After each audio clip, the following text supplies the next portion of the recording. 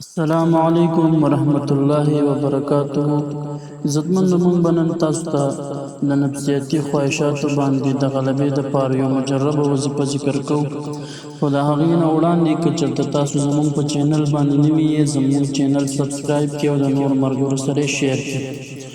څوک چې وایي چې یاره ما باندې نفس ډېر زیات چې کوم دی غالب وي او هر وخت مې چې کوم دی داسې یو څیز ته زړه کېږي چې هغه شهواني وي، یعنی شهوت طرف ته مایله کېږم، یا مې د شهوت څیزونو طرف ته ذهن ځي او زړه مې ورته کېږي او نفس چې کوم دی ما باندې ډېر زیات غالب دی.